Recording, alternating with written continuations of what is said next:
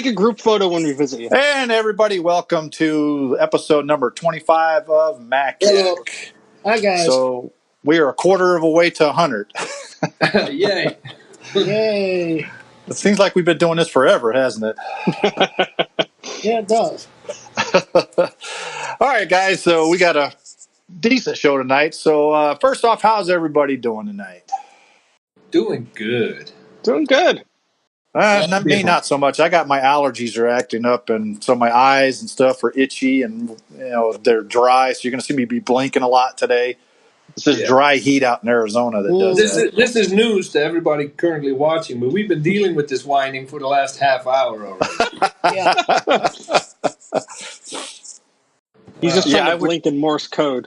Yeah, exactly. Right? Like SOS, or something. It's like help. We're forcing him to use a PC.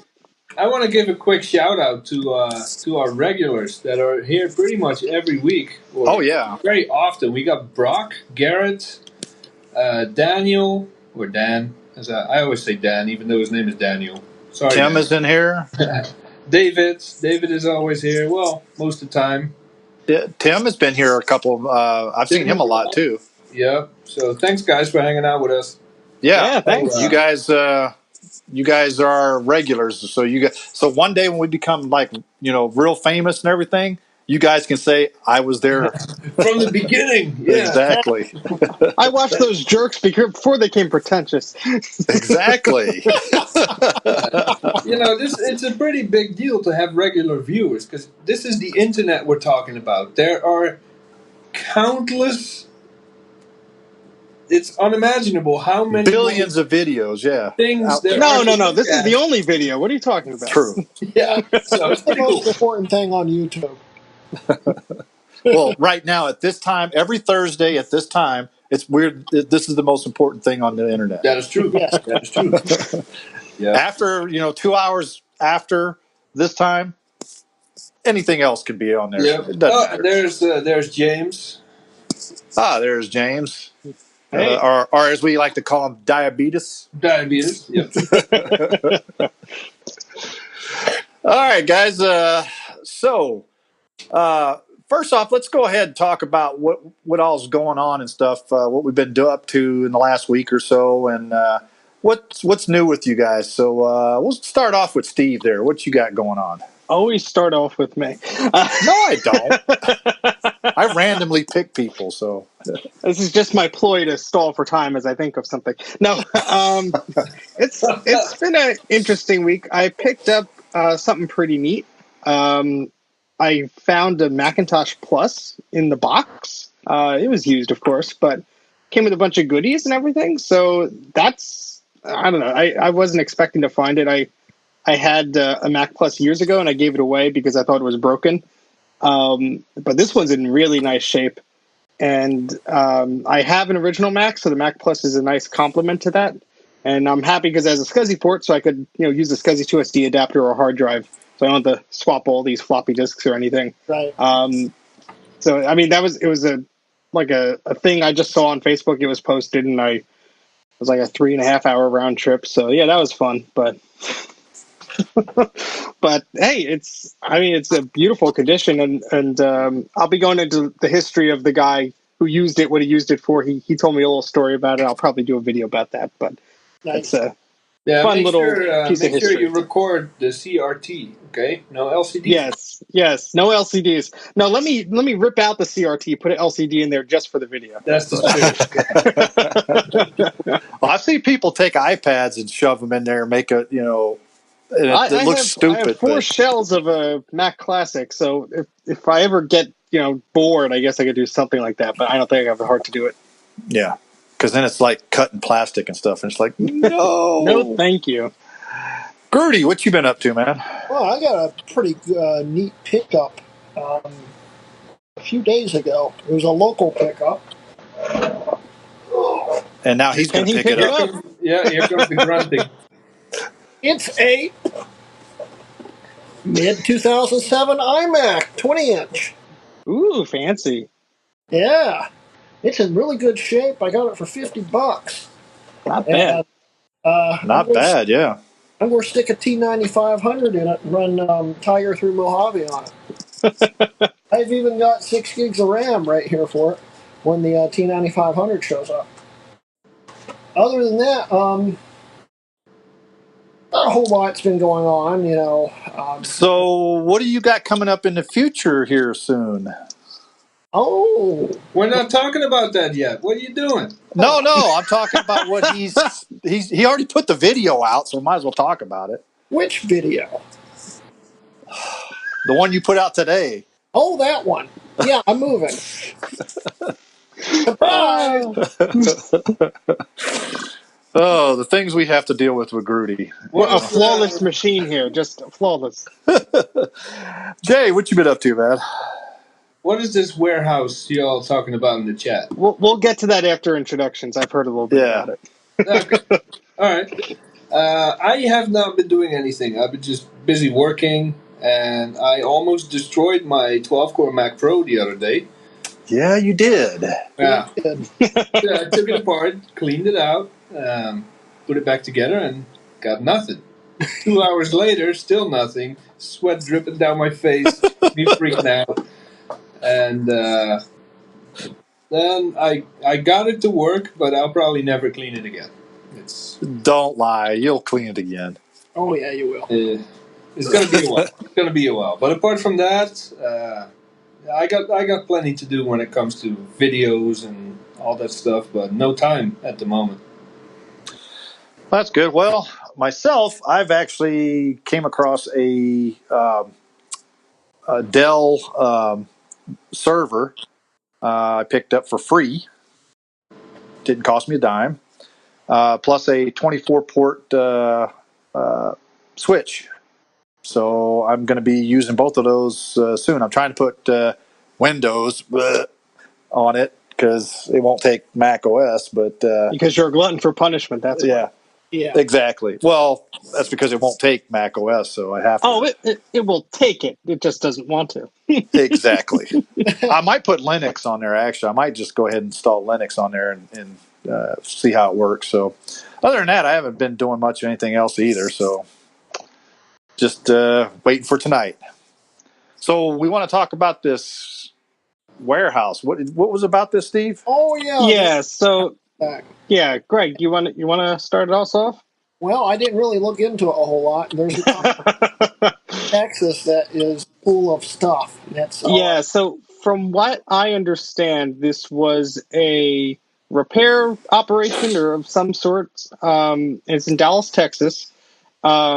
They had basically a huge, ginormous warehouse of tons of stuff, PC, Mac, all this crazy stuff. And I saw it on Twitter. I'm going to paste the Twitter post into here from the Nostalgia Nerd who does YouTube videos. And he posted a thing, anyone near Dallas, and it had some photos on there. I guess it looks like a screenshot from a Facebook group. And it's like a hoarder's dream. There's yeah, and it's a warehouse, so that probably doesn't even begin to, like, some of the pictures there are just a small sampling. But reaction. Apparently, they only gave the individual who owns the place like 5 business days to clear it out. What? So a few days ago, this thing just went like crazy, and all these people who I follow on Twitter, retro people, video game people, computer people, were all like, "Oh my goodness, let's try." And, I bet you the 8-bit guy. I know the 8-bit guy's probably there because he lives right there in Dallas. I saw a post that said he actually visited that to get something or whatever, so I'm sure he'll do a video on that. Curtis Murray went over there. Yeah, so I think what the situation is, the guy who owned the warehouse is moving, or I don't know what's happening, but from what I understand, stop paying rent. From what I understand, it was basically like some sort of computer repair storage operation type thing. So there's stuff that's like ancient there. And hey, if I wasn't all the way 1,500 miles away or whatever, I consider taking a drive down, seeing what's there. But apparently, it's like in person. You can't order things obviously because who's going to do that? But I mean, there just got me thinking, like, there must be tons of these. Just like hordes of computer stuff from like old warehouses and stuff that like people are just like we just don't know about yet because, it's someone's personal property that's locked away somewhere. Dana says that he's sick and family needs to sell the building to pay his medical bills. Oh, there you go. That sucks. Jeez. Yeah, that does suck. If I was in Texas, I'd buy the warehouse. Himself only 5 days. I think there was some deadline. From what I understand, like I said, I only saw some posts on Twitter, so I may be 100% inaccurate on this. But so, are they selling all the stuff, or are they like just saying, "Come and get it, clear it out"? If you, that's a good question. I don't. Maybe the article Grudy just found says something. I don't know, but that was just my assumption. Is either, come and get it, or you pay by the weight. Well, I was thinking that because if you think about it, that's a lot of stuff, and if you get a bunch of people in to move it for free labor, it's either that or you pay somebody to come and take it all. Yeah, here's another Twitter post I'm going to paste from LGR Lazy Game Reviews. Apparently, he tweeted, "Here's a few photos 8-bit guy sent me a while back. It's a treasure trove." There's some old IBM systems there. Just look at how tall that ceiling is, and just like this stuff is just packed in there. Yeah, but it's like thrown in there. I'm looking at some of those. Oh yeah, it's probably was stored, and then from everything from who knows what's gone on within that warehouse, seismic activity or what, everything's toppled over. It's Texas. There ain't that many earthquakes in Texas. Well, a gentle breeze would just knock a CRT monitor off the top and cause havoc for anything below, I'm sure. But especially when you're stacking things that high. Yeah, that's crazy. Yeah, that's insane. It's a shame because obviously there's probably a lot of pieces that are just gonna be destroyed. Or wait. Garrett said, seems like someone bought the whole lot because everything about it went dark. The OP posted everywhere that it closed. Well, I think they had like X amount of days before they confiscated the property. So I don't know what the actual story is. I guess we'll find out in a few days. Garrett also says pallets of brand new IBM 5150s and Packard Bells. Don't really care about the Packard. Can you imagine how many X-serves you could stack in a warehouse like that? Jay, is this a challenge? Yeah, it might be. How many cluster nodes you could do? In the world for that. Yeah, I just thought that was interesting. It's can you imagine the computing power you'd have that many cluster nodes? Can you imagine the heat inside of that building? Heat. I think the roof would melt. You would just like burn the whole vicinity of the area.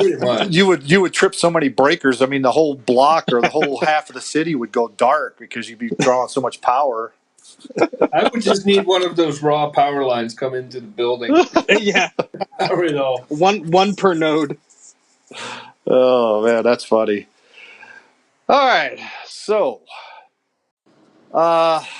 next, let's go to our first topic here because we could talk about this for a little bit.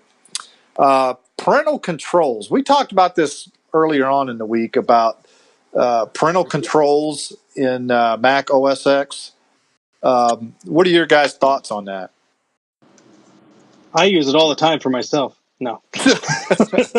Never even looked into it because I don't need to yet, at least. So. Okay.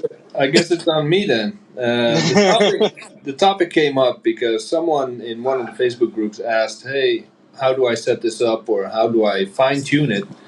And one of the first comments was, "Don't use it unless you want to be an oppressive parent." Oh, I remember.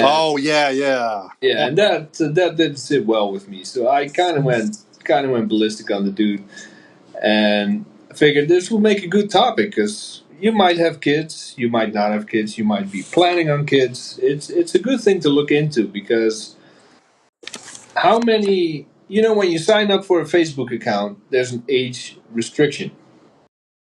Who listens to that? How many 7-year-olds have a Facebook profile, and how many 12-year-olds are posting selfies on Facebook and Instagram and without any parental supervision at all? Well, here's the thing too: is that you got parents out there that don't know anything about technology.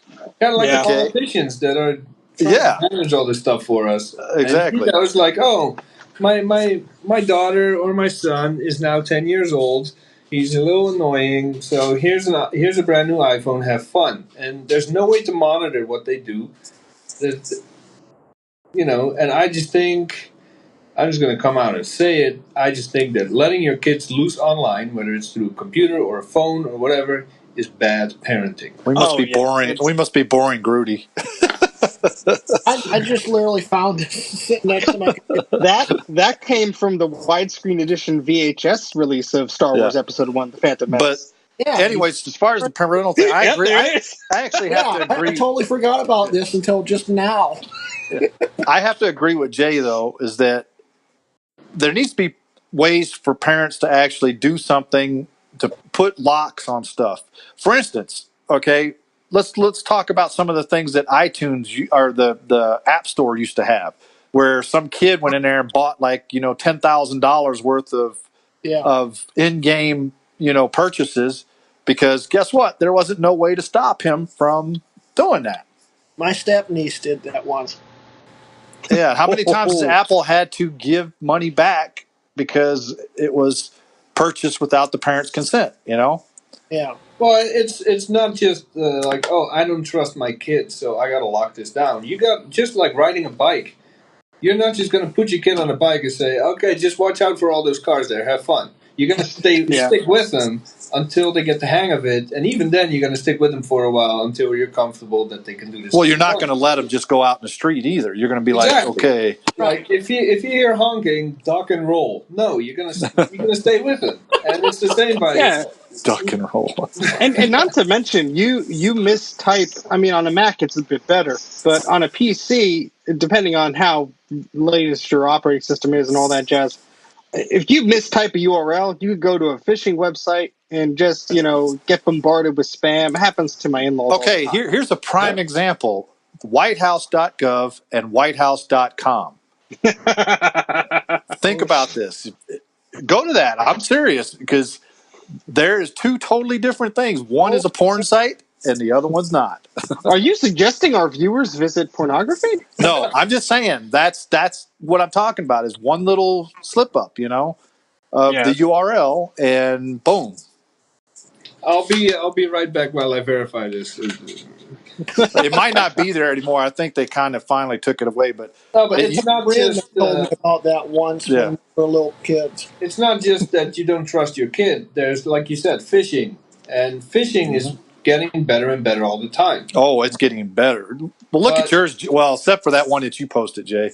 I have a hacker trying to share my dirty porn online every day, unless I pay him in Bitcoin. But your password was J12345678912. No, that was the best password I had. But there's also privacy. A kid, and unfortunately, most parents don't know the kind of trail you leave online and what kind of information can be pieced together from you just browsing the web. So I would go as far as to say, if you have kids, you need to pass a course on how to keep your kids safe online, else no internet for you. That's because a lot of parents, they don't know how quickly things could spread or how things could be uploaded. They might not even know the phone they're giving their kid has a camera built into it. Parents who are not tech savvy may not know these things. And it's silly because a lot of us take it for granted. Oh, of course it has a phone in it. Of course it's connected to the internet. You could, get into serious trouble or upload something that is very private in nature, and all of a sudden it's everywhere. And, the parents need to understand the risks of that, and the children need to understand how serious that is. But thankfully, with parental controls, you can lock things down to a degree. I think it was macOS 10 Tiger was the first version of macOS that had parental controls built in. Yeah. And I remember that because a friend at the time, I think her kids were teenagers or whatever, and she just wanted some basic parental controls like time limits and blocking of websites and stuff. Yeah. And she had an iBook G4, and that's what we set up on it. It worked fine. Yeah. Well, I mean, iOS now has since 10.4, like 10.4 to 10.12, it was the same parental controls. And I think in Sierra, or High Sierra, they finally tweaked it a little to be a little more capable. But there's third-party solutions as well that any parent can look into. Yeah, I think that the I don't know third-party if you could solutions are. see that now, but if that's on iOS now, so you can actually limit apps. I mean, there's all kind of stuff you could do now. Yeah, the on iOS stuff is fairly recent. I think, obviously there was Apple's built-in attempt for the parental controls, but obviously anything beyond basic stuff, you probably want to look into a piece of software that sends you reports and takes screenshots and all this stuff, to keyloggers. Things like, activities and all that stuff. Well, that's up to people as a parent. Like, what is the line between giving my kids some privacy and keeping them safe? But there are third-party alternatives like Intego that we had that we covered on the show a while ago. They have their own parental control software that includes a keylogger. So if the kid is typing your address, for example, you automatically get an email or a text that say, "Hey, this user is typing your address," and you get a screenshot of where the kid is typing that address. If it's in a chat with someone, hey, something is wrong. If it's on a website to order something shady, hey, something is wrong. So I think at first, as you're teaching your kid to be responsible and safe online, I think a keylogger is a great idea. Yeah. And I think, Jay, you hit the nail on the head there. It's up to the parent. That's the person that makes the decision, not anybody else outside of the not the kid, definitely. Well, no. I'm talking about any other person, government or anything like that. That's your kid. You make those decisions on how you best raise that kid. I mean, no one else can tell you. You know them the best. Yeah. Well, not just that, but it's your decision. Now, don't go do something stupid like, hey, go touch that hot burner over there, because that's kind of a little stupid. But you see what I'm saying? Because you touch it the first time, you ain't ever going to touch that again. Yeah, but if you share a selfie, and unfortunately, there's countless teenagers that are sending each other nudes and all that stuff because it's a cool thing to do. You cannot. It's not like touching a stove. You burn yourself, it'll heal. That is out there. It's done. The damage. It's always going to be out there. It's never going to be erased. It's not like, oh, slap on the wrist. You were stupid. Well, don't do it again. No, okay, that picture might pop up at a job. Let's talk about this one app. Your name or something. Yeah, let's talk about this one app that says that. Oh yeah, it's basically once you get it, it deletes itself and it's never out there. Snapchat? Snapchat. Yes. That is the biggest lie ever. Yeah. Did you read the news today about Snapchat? That Snapchat employees have been abusing their access to all that stuff?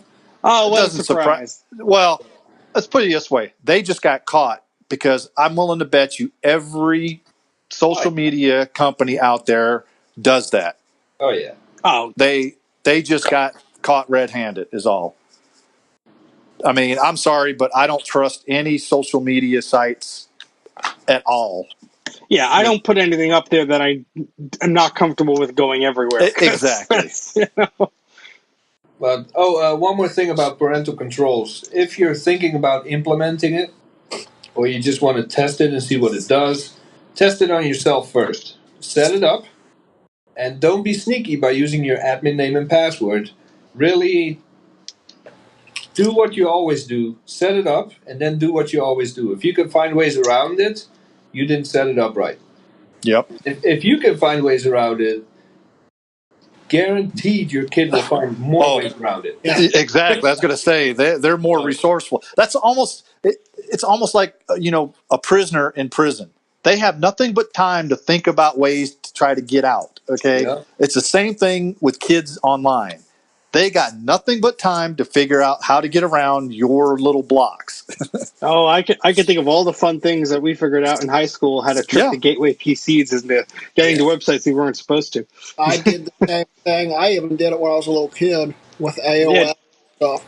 I just remember adding a question mark after. So all he has is an iPad with some educational games and very limited access to YouTube for kids. They have a kids version of YouTube.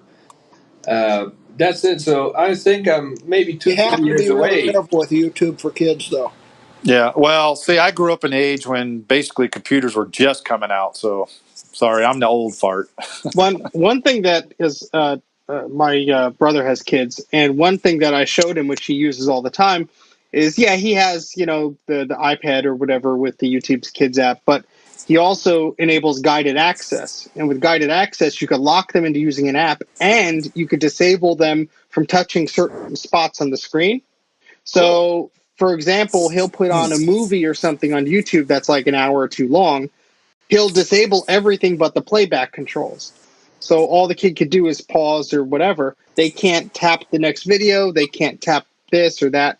So it's just one more way to try and restrict things. Of course, parental controls are very important, and monitoring things are very important. But especially if you have kids that are, let's say, under the age of 5, they don't know what they're tapping on. They're just, playing around with something. This one more way to just completely lock it out. And it's like, okay, you're basically holding a TV. You can't do anything with it. Yeah, and the same goes if you have everybody has this these days, multiple devices, and it's hard to track what your kid is doing on which device.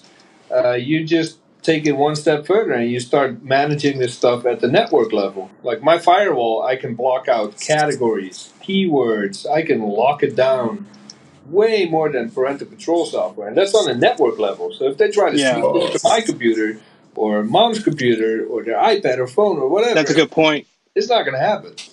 Yeah, So, because you might spend all your time parental controlling the iPad, but your computer's wide open. So yeah. Yep.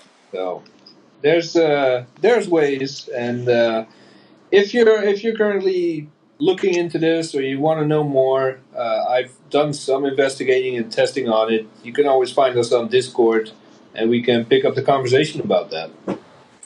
You should write an article, Jay. Yeah. I did. Oh, did you? I have to go read it. You should link us to the article or to your paywall to read You the article. definitely should. It's probably on Intego, isn't it? Yeah, I think it's about a few years old. Oh. Update it, put it on that Patreon. There you go. All right, guys. I think we beat this dead horse, right? All right. So our next topic is a Mac useless when it can't run Facebook or YouTube? Of course. This is the reason why I wanted to talk about this topic, because I see this, and we all see this in some of the Facebook groups where does it run YouTube? Does it run Facebook? It's like, why is that the new benchmark now today for computers? Well, basically, when you think about it, basically any Mac that can connect to the internet can run Facebook. It just might be very limited Facebook. Well, it depends on the browser and the extensions on the browser. Or text only. Yeah. Yeah, it's like when you use the Classilla user agent, you're using a very lightweight Nokia browser, basically. It still will load Facebook. You can still use Facebook. But is that all there is to a $3,000 device or a $1,000 phone? It's like, oh my God, I can't use Facebook or YouTube. If it can't do it, it's not worth it. Luckily, you're being sarcastic. It's like, come on, people. I purposely made the PowerPC series to show that you can do other things with those systems.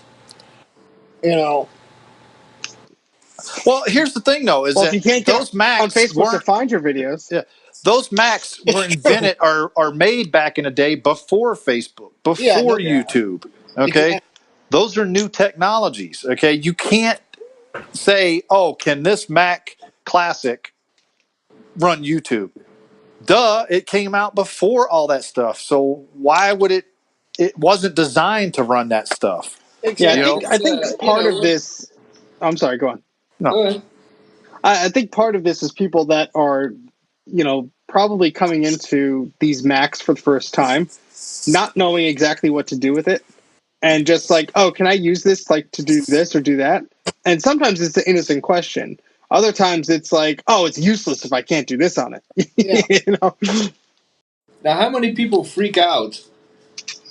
Especially, I won't narrow it down to a specific group of people, but come on, millennials. How many freak out when the internet goes down. Like Yeah, you're a literally have a millennial. freak out. Oh yeah, You're a I've seen millennial. it. It's like you have $1,000 phone, several $1,000 computer, and you don't know what to do with yourself when the internet goes out. How sad are you? I used to like when the That's internet sad. would go out because I would organize my desktop. Like if I'm working or I did just that too. doing stuff and my internet goes down, the only way it affects me is that my streaming radio stops working. I switch to my 5 terabyte music collection in iTunes and I'm good to go. I just keep Yeah, working and doing my thing, my hobbies. I don't freak out. Hell, I might even just walk away and go outside. dude, Play I got radio. I mean, I'm an amateur radio operator, so if the internet goes down, I just get on it. I could do data over the radio. I could do all kind of stuff. I don't need the internet. I mean, the internet has basically spoiled us. I mean, we're using the internet right now to talk to you guys. I mean, but and to stream this, but to be honest with you, the internet has actually spoiled us all. I grew up in a time way before the internet. My first interaction with anything that was online was bulletin board services. Okay, that was dial-up, 2400 baud dial-up bulletin board services, where when you played these rudimentary games like it was like a Hangman. risk. Well, no, it was a risk-based game. It was Oh, where it basically you played it like Risk. So you do your move and you play against another opponent. They would do their move. So it'd take you like weeks to finish a game, but you know that's the way you did it. You sent email. It took days for an email to get from one person to another because that's just the way things worked back then. You know, today it's instant gratification. If you can't have it now, I mean, look at Amazon. You mean, hell, you order something and it's there the next day. You know, back in the day, it used to be what 6 to 8 weeks for delivery. That was always on the TV screen. 6 to 8 weeks delivery. I mean, it's convenient and it has its uses, of course, but Yeah. people just surrender their life to the internet, whether it's Mm-hmm. Facebook or YouTube or Amazon or whatever, and nobody or very few people stop and say, hey, what if this goes away tomorrow? What do I do? I always keep in the back of my head that, hey, I might wake up today and have no internet. A squirrel chewed through the cable or whatever. Yeah. I'll have ways to do what I need to do. Well, yeah. and like you said though, as far as computers and stuff go, I mean, there's tons of other things you could do without internet. I mean, Oh, of course. there's tons of old classic games out there that a lot of people use these classic computers to do because guess what? They don't run for crap on the new stuff. And also, You know? just because you don't have internet connectivity, hey, a lot of machines didn't even ship with modems and, connectivity until, Yeah.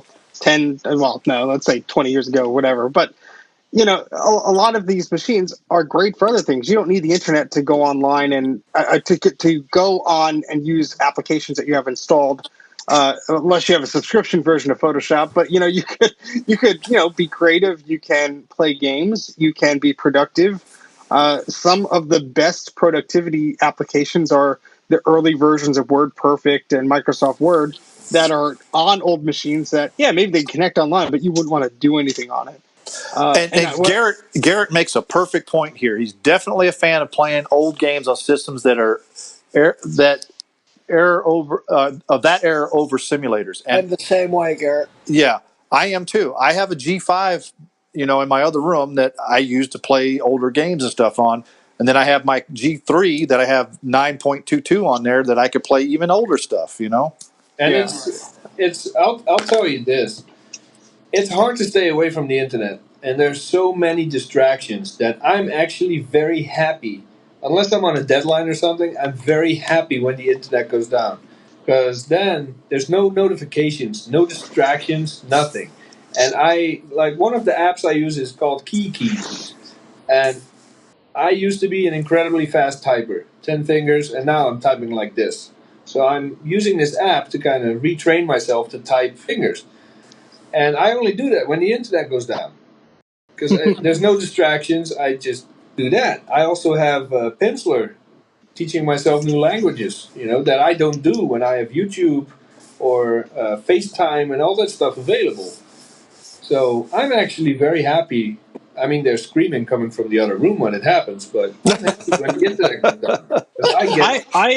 I always like, especially, and you probably do the same thing, Jay, when I'm trying to repair something or work on something and I find the manual for it, I download that to my hard drive immediately because first, you don't know when it's going to be available until. Second, if the internet goes down and you're trying to fix something, you don't want to rely on a connectivity to something that, you can just have locally. Yeah. I remember working on something a few years ago and the internet wasn't working or was slow or whatever. And I had a book.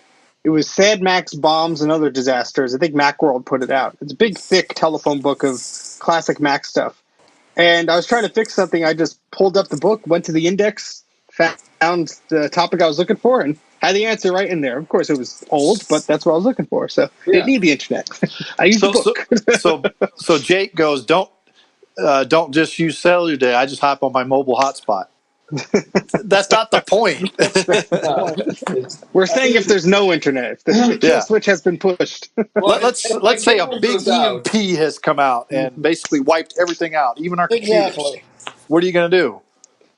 I'll animate Tetris frame by frame using a flip book. Or you use your little whiteboard, right? Yeah, there you go.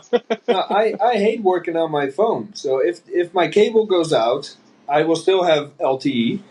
So I will get emails and I can get calls and all that. But I hate using my phone. I freaking hate my phone. I only have it because it has a good camera. Otherwise, I don't touch it. Jay, I'm the same way as you, but my wife, on the other hand, does everything on her phone. I have an iPad that I use because I like the bigger screen, for one. Yeah. Okay. Second, I have the iPad for when I'm like in bed or whatever and I want to read or something, I don't like reading on my phone. I hate the smaller screen for some reason.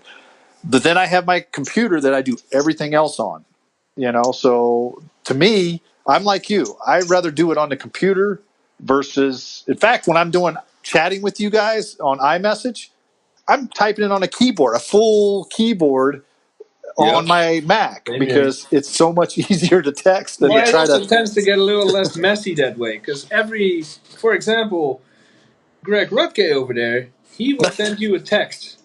And that text is followed up by 5 other texts to correct the typos that Siri made or that he made correcting Siri. We've all been there. What's his other nickname? Mouse Bleep. Mouse penis. Yep. But yeah, it would serve, and this goes beyond the topic. But yes, you can use your computer for a lot more than just internet-related stuff, and it would serve you well to disconnect once in a while. Yes. Because my friend, his kid is now 10 years old. He has a problem because when my best friend and I were growing up, we were building tree houses. We were outside doing all kinds of shady stuff, and there were no computers involved. You would come home and play Atari for 5 minutes before dinner, and that was it. But his kid is now 10. His friends won't look at him unless he has a Nintendo DS or PlayStation Portable, whatever. There's no tree houses being built. There's no just playing outside. That's dangerous, playing outside. Like, his kid has no one to play with unless he has an electronic device with him. And even then, they just sit around the table staring at their phones. Dude, I was riding bikes and jumping them over ditches with, homemade ramps and stuff like that when I was a kid. And, breaking bones and... One of my fondest memories is my grandfather breaking branches off of trees and building bows and arrows for us. We were way too young for it, but it was fun. One of the good memories I have is, any of you guys remember those little plastic tractors you could ride around on? Bags? Yeah. I remember the big wheel. The big wheel was awesome when I was a kid. The big wheel was awesome. But those little tractors, okay, I was I was probably 10 or so. Those things are meant for like 5-year-olds. But that was only, 10 years ago for you, right? Oh, you're fine. That's only the suggested age. But anyway, those little plastic tractors, I had this long hill in front of my house. and you could get to the top of the hill, sit down on that tractor, and what you do is you put your legs over the top of the hood and put your hands on the steering wheel and shove off. That's what they do in West Virginia. There on those little plastic tractors at like 30 miles an hour, trying to keep it on all four. And how many bones did you fracture? 0. All I have to say is next time the power goes out, I'm going to print out some dot matrix greeting cards and send them. How are you going to do that if the power goes out? I meant the internet. You know what I mean. I'll plug the image writer into a car battery. Yeah, that'll run it for a good 2 minutes. I actually have a little small portable generator down in the garage, so I plug in stupid stuff to that. Yeah. Oh man, this is some fun stuff to talk about here. Oh yeah. But looks like we're starting to beat the horse here, so let's go ahead and move on. What is it with you and beating horses? You cruel man. Very upset and cruel today. I must be, yeah. All right, so this was actually I think, who was it that said this in the very beginning of the chat here? We already had this actually coming up. WWDC is coming up next month. We're just going to pretty much speculate what is going to come out. Now, we already know that a new version of iOS is going to come out. We know a new version of Mac OS 10 is going to come out. You don't say. And we're speculating that a new Mac Pro is coming out. A modular Mac Pro. Now, to be honest with you, I'm not too keen on that because looking at the trash can, seeing that it's not very upgradable. How upgradable is a modular Mac Pro going to be? Well, you just buy the modular part for $1,000. That's the problem, though. Is you can't just go third party like you can on the old Mac Pro. If it's modular, it's going to be Apple's version of modular. It's not very useful. If you look at previous episodes of Mac Yak where we talked about the Mac Pro, I have been negative every single time. But right now, I'm a little bit more hopeful, and that is because of the rumors that 10.15, whatever it's going to be called, is going to have open API access. So NVIDIA can make their own drivers. AMD can make updated drivers. So that leads me to believe, hope, that maybe Apple is going to open things back up for the Pro community. I think that's more exciting than a Pro machine, to be honest with you. Exactly. Hell no, I want the Pro machine. Yeah. Well, I think they'll probably tease it. I don't know if they'll full-fledged release it for sale. I don't think any of us are going to be able to get our hands on a new Pro machine right off the bat. Unless we're at the Apple store and we steal it, but yeah. Are you promoting theft to our viewers? I'm not promoting anything. Not unless Greg is promoting pornography. I mean, I'm not accusing him. No, I wasn't promoting it. But you know for a fact that those things are going to be probably, and this is my guesstimate. I'm going to say that if they do come out with a new Mac Pro at WWDC, that the price is going to start at about $10,000.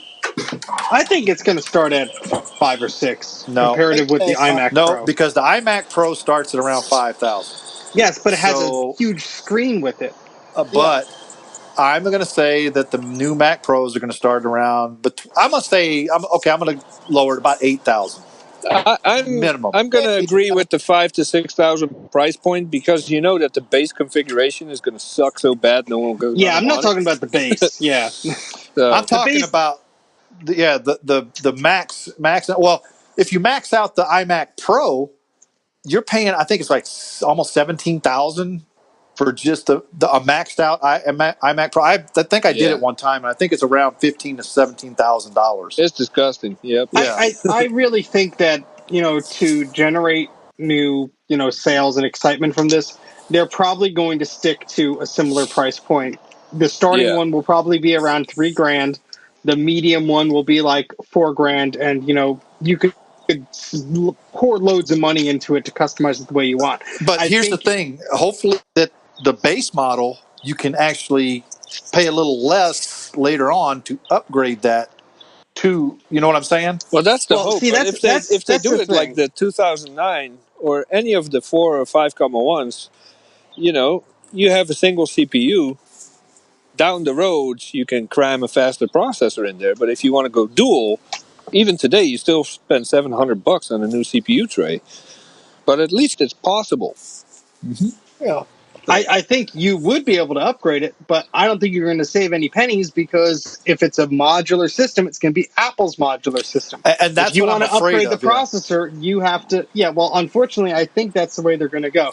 They've probably learned their lesson of people hang on to these older Mac Pros because you could upgrade them, and that's not healthy for Apple's bottom line. Yeah. Right. And the only other company that's going to offer modules is OWC, which you absolutely don't want. So you're stuck with Apple. Well, here's the thing, though, and this is the counterpoint to that. If they do go that route, that's only going to push people off of the Mac platform back to PC, because you can actually build your own PCs with, and upgrade them just like you can the Mac Pros and stuff. Well, They may not be as good, but to be honest with you, I think it's just going to push people away. If you can't use off the shelf components to upgrade your Mac, it's going to push people away. That's what people I are waiting for. They're Yeah, not I waiting think it's for. already pushed people away though. I So they're agree. just they're yeah, they'll do more damage. But I think that I speak to a lot of people in the video industry who are either self-starting documentary filmmakers or whatever, and they'll go out and instead of waiting for a new Mac Pro, they'll just build a PC rig because it's a third of the cost. They'll render what they need them to render. Sure, it can't run Mac OS 10 legally, but they don't care. They'll just deal with Windows until they deal with it. Well, all it's going to take is for some software company to come out with something that basically trumps Final Cut Pro. Because once you get something that actually is either equal to or better than Final Cut Pro, that's the only thing I think that's holding people off of getting, Well, I think it's especially video editors and stuff, well, because that's, you know, I think it's the familiarity with a suite of software like Final Cut Pro, like Xcode, or something that they need it because they need it on their Mac for a majority of reasons. If someone was Yeah. tied to Final Cut Pro and they couldn't afford a Mac, they would learn Premiere Pro, they would learn Sony Vegas, they would learn whatever they needed to learn. It would be a pain and a long transition process, but unless you're working for a studio that requires a subset of software, yeah, you're stuck with that. But But people may just jump ship. yeah. Apple makes assumptions too, like people and especially businesses, whether it's a one-man shop or a full-fledged business with I don't know countless employees, they invested so much money in Macs and our software and training and learning the software. We can do a lot of wrong before they jump ship. And the last few years, we're They've at done a that lot of wrong. point. They've We're done at so that much. point. People are so sick of waiting for the new Mac Pro or a Pro machine that they're like, listen, guys, I need to grow and continue my business. I'm just going to swallow this cost. And I switched to all PC. And now I'm running Adobe Premiere on hardware that blows the Mac Pro out of the water. And, we're at the point in the last few years where businesses are saying, screw it. It's if I want to grow my business and keep up with the competition, I'm just going to have to switch, and I'm going to have to do it now. And to get back to that point of, like when the trash can came out, okay, it was not really upgradable. And a lot of people, like Steve said, were holding on to their 5,1s and below because they were. And if Apple doesn't learn from their mistake of that 2013 Mac Pro, they're going to repeat it. Okay. And it's just going to, like I said, it's going to push more people away. They're finally going to say, screw it. I gave you guys chances. I stayed with you guys. I'm going to PC. But imagine if the rumors about 1015 are true and we get the open API access, how much life that is going to breathe back into the 4 and 5 But Jay, one. what good's that going to do if you got to still buy the video card that Apple sells? No, not for the new Mac 4 and Pro, 5 the come. current ones. Yeah. Right now, current ones, there's people yes. out there that cannot use NVIDIA unless they're on High Sierra, and Mojave is out of the question. But if 1015 opens it back up to NVIDIA, hello, there's my 5,1 for the next 10 years, Yeah. Well, could be, yeah. So, I don't know. It's the MacBook Pro is not going to cut it. We know that. And even though we saw the benchmarks that were on Mac Rumors today, very impressive numbers, but that's 5 to 10 seconds bursts of different algorithms. Yeah. It's not going to throttle. But if you render a 4K video on that, I'm pretty damn sure we're going to be seeing some throttling videos on YouTube very, very soon. Unless you put it in a freezer, and do the render on there. Mm-hmm. Because that's the problem. I mean, Apple does. They have not been learning from their mistakes. Okay. For instance, again, and I know we're going to talk about this later, but we might as well go ahead and talk about this now. Oh, he's going off script. There we go. We're not going off script, but the butterfly keyboard. Okay, they're coming out with a new one. They already did. Yeah, but guess what? It's still on the repair thing. It's like, what? He's going rogue. No, I'm not going. You totally went rogue. But it's still, we're talking about, if they come out with the new. Slowly improving it. Well, yeah, they're not improving anything. The thing is that they came out with the trash can, and then they didn't touch it for years. If they're going to invest, and I hope they are investing proper resources into this new Mac Pro. If they're going to do this right, they're going to have to update it at least once every 2 years, and they can't just release a new Mac Pro. But if it is really modular, they can just release new modules every year. Yeah. And then the only way, it's going to be pricey. It's going to be proprietary, but at least you have options. And for businesses, I'm complaining about cost. I'm not going to be able to dish out $15,000 for a new Mac Pro, and then a year later get the faster module for this and module for that. But for a business, doesn't care. Yeah. They new processor options. Let's for the whole company, go ahead and upgrade. Let's dish out $500,000. So if they're going to do it that way, then the only thing they have to worry about in the long run is the backplane board that it all connects to is going to be outdated with ports or whatever. Yeah, that's my concern is the interconnect. Yeah, it's going to be module for version 1, then version 2 comes out, all different modular ports.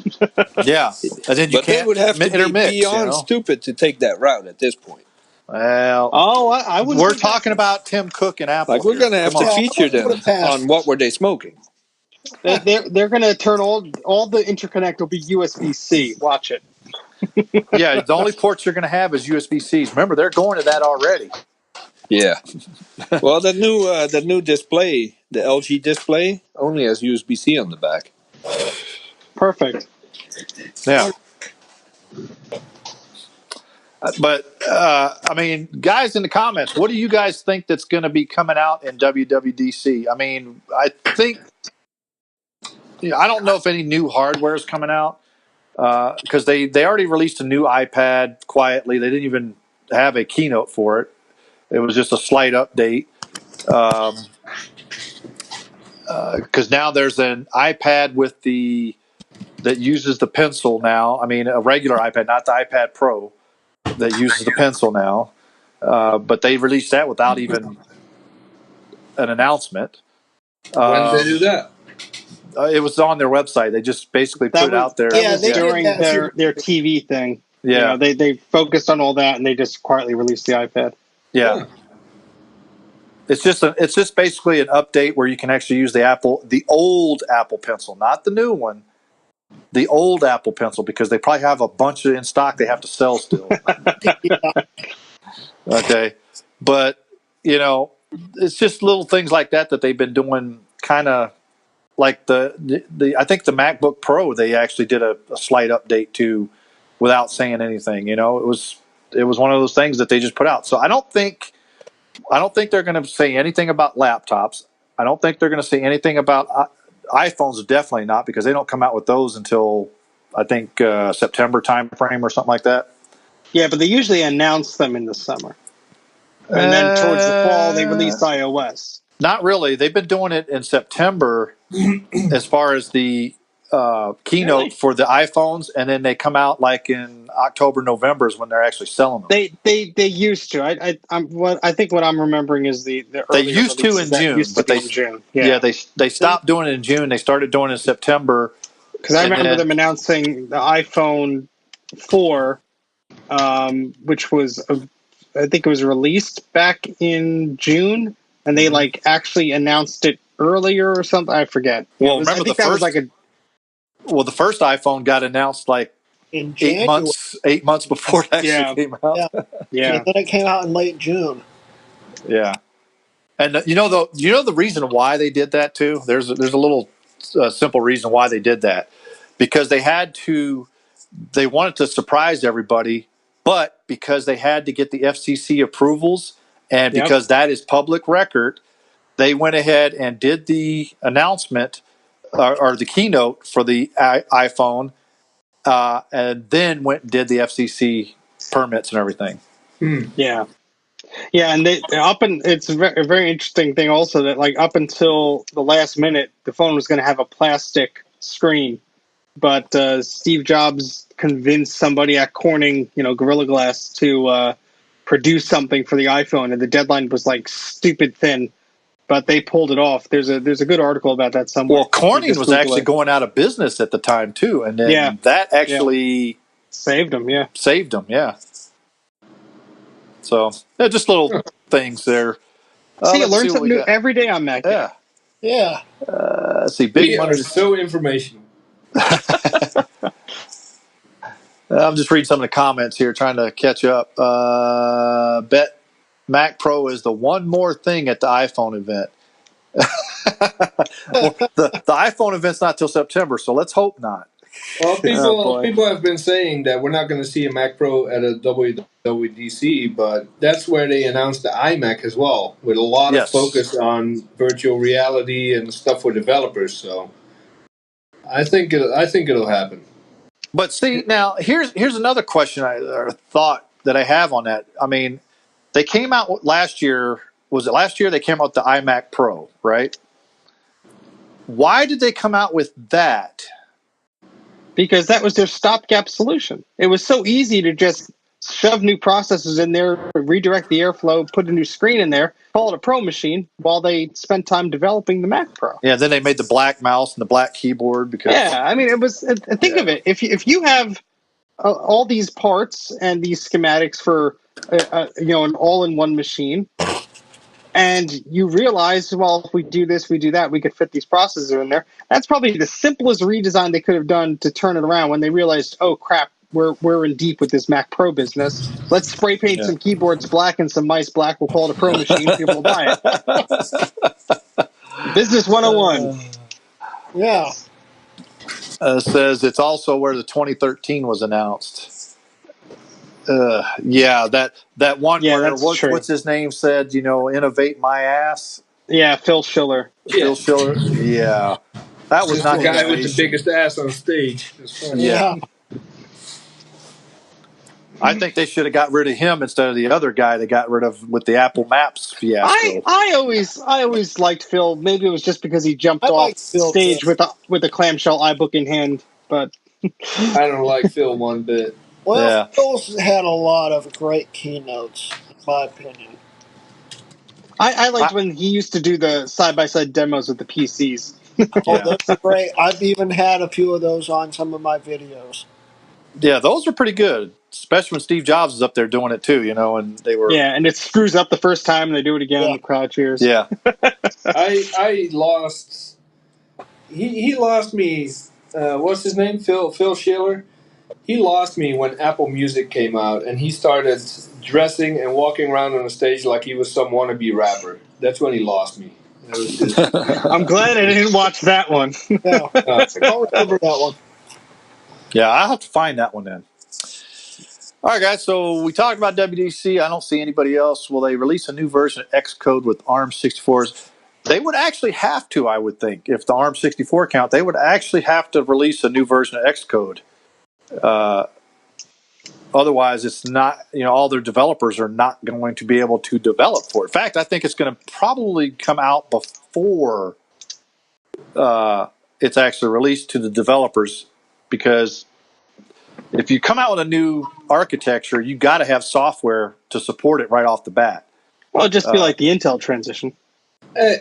Quick question. Something that just came to mind. Intel is doing some pretty decent work lately on the processor field. What if the processors are one of the modules, you could just stick new ones in, or a tray or a card or something, and the base model Mac Pro, for example, has an i5. Yeah. An i5. But you can upgrade it all the way to a 16-core Xeon if you want to. As long as they make the power supply big enough, they can offer any... Or even a modular power supply. Yeah. So, in that regard, someone that's doing a lot of Adobe that definitely wants an i7 over a Xeon could just stick i7s in there. And, Yeah. I mean, think of this. There's so much potential. If you look at the Mac Pro case, like that case, think of that. You pull down that door, you whatever you want to do, however you want to design it. And each module has a handle just like the G4 Cube. You push the handle comes out, you pull the part out. Just like those old SGI graphic stations, everything was modular because if something failed, you had to rip it out and put it back in. Time was money. Exactly. Yeah, Greg will demonstrate for us. Yeah. So if a power supply is like that, or a processor card is like that, that's something that would be, I'd say that's pretty damn cool. Yeah, it's, gimmicky because you could probably do the same for a PC with a lot less. But with that type of modular connection, I think you're going to win over a lot of people, especially people who were sore from the previous iteration of the Mac Pro. The problem is you're still stuck with whatever Apple decides is the best for you. We're always going to be stuck with whatever Apple decides. There's no escaping that. But if they make the right choices and they update every year or every 2 years, Jay, when was the last time Apple made a good choice? It's been a while, but they admitted exactly. We're holding out for the long haul that here. They messed up with the trash can. They admit it. We designed ourselves into a corner. This thing is a hot mess.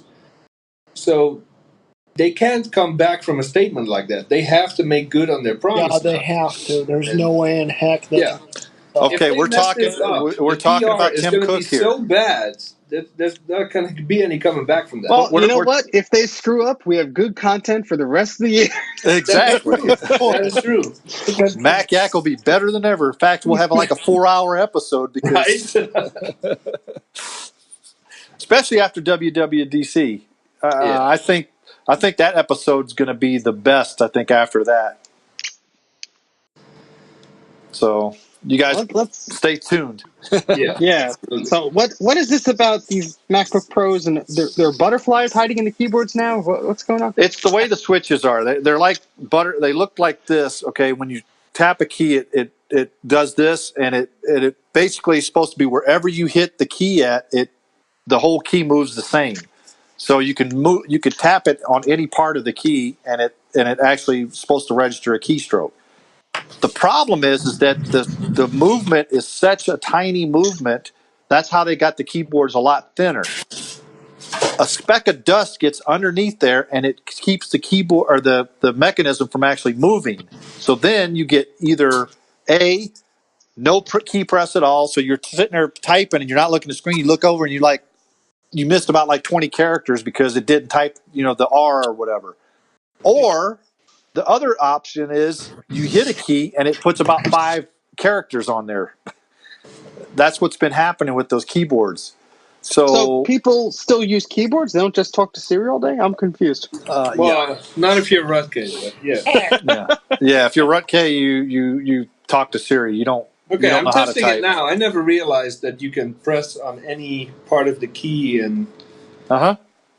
I still hate it with a passion. I do too. I have a MacBook, Pro 2017 that does the same exact thing, and I have had problems with mine and I have to go and blow it out with compressed air every so often, and it does fix it for a while, but then you get any little piece of debris in there and it stops working again. It's like so for those who haven't caught it. Apple released the new MacBook Pros. What was it? 2 days ago now. 2 or 3, yeah. I think, yeah. Well, since we're talking about it, we might as well go to the news and announcements. Yeah, I thought that's what we were doing. I have a question about the keyboard, though. So you're saying I push anywhere on the key and the key is registered? Yes, it's supposed to be. That's the reason why. So like this? I mean, I'm so confused. Okay. The older keyboards, I'm very confused. The older, newer keyboards, okay, like these, okay, don't have the butterfly mechanism. So if I press over on the side, the whole key doesn't register because, like for instance, the space bar, I have to press in the middle for it to actually. Camera. Yeah.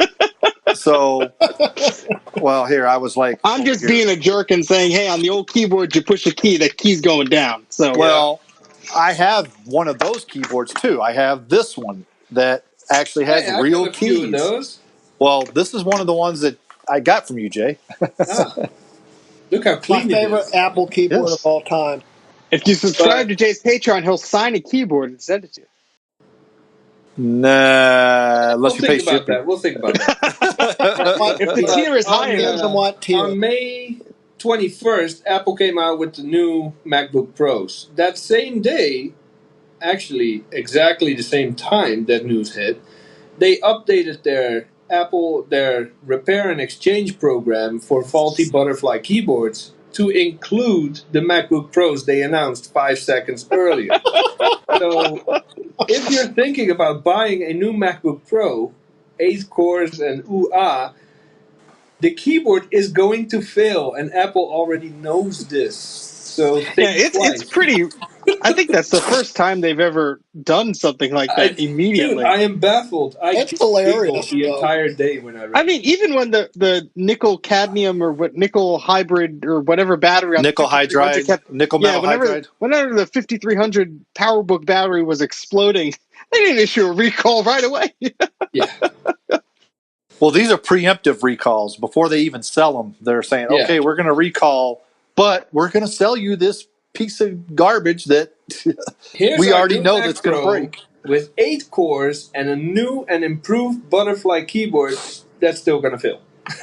Yes. 2 times more butterflies. 2 times. Yeah. You slam it hard enough, they start flying. Is that like the Apple III? You drop it and it's supposed to work? Yep. So let's try that.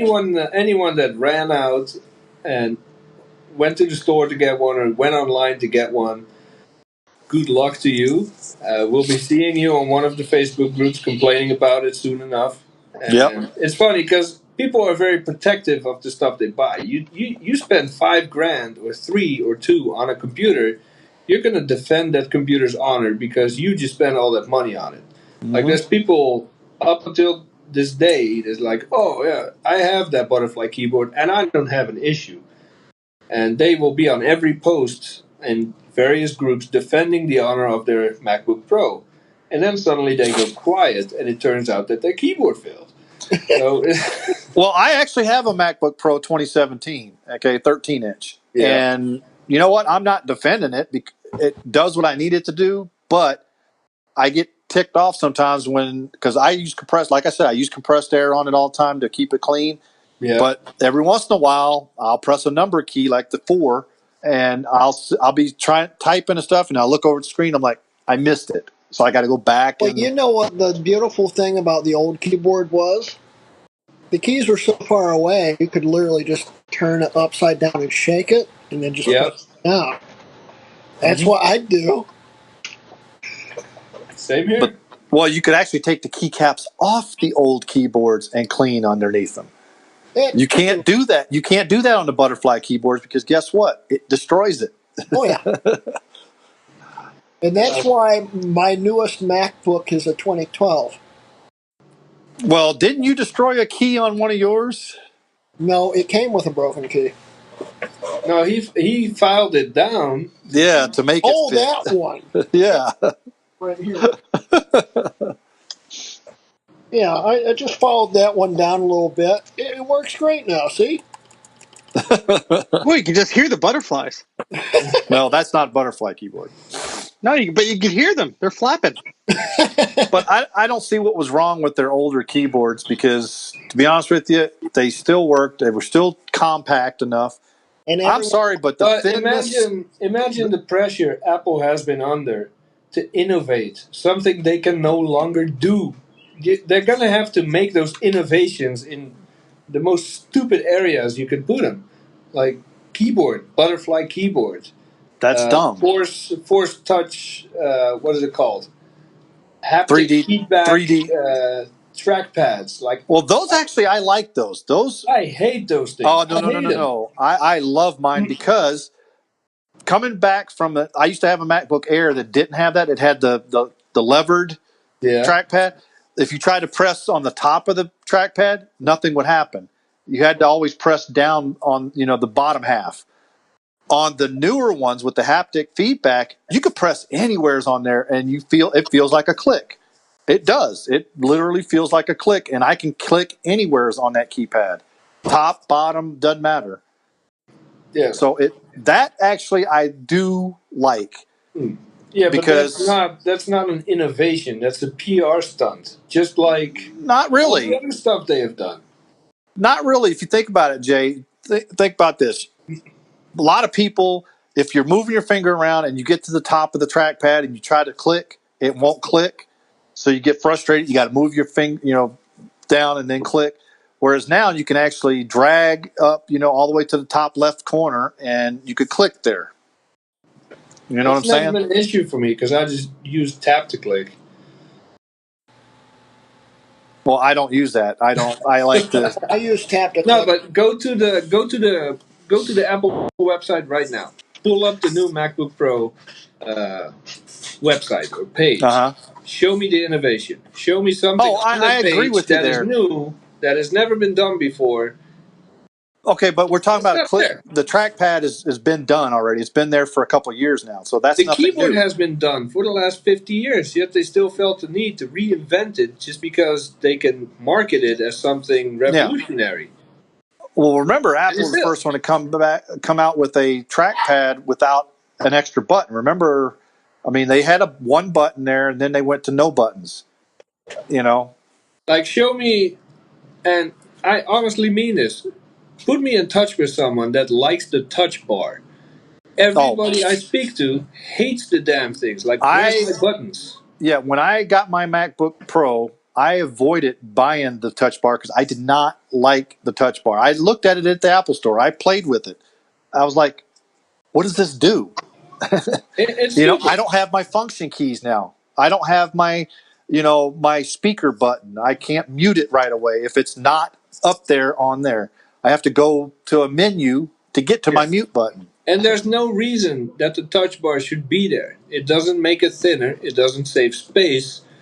That's Apple's current innovation. It's not. You That's you mean the emoji bar? the tricks Yeah. and the gimmicks that they had to resort to because they can't really do innovation. Well, let's talk about that. Let's talk about the iPhone. Okay, same thing. What did they come out with? The animojis.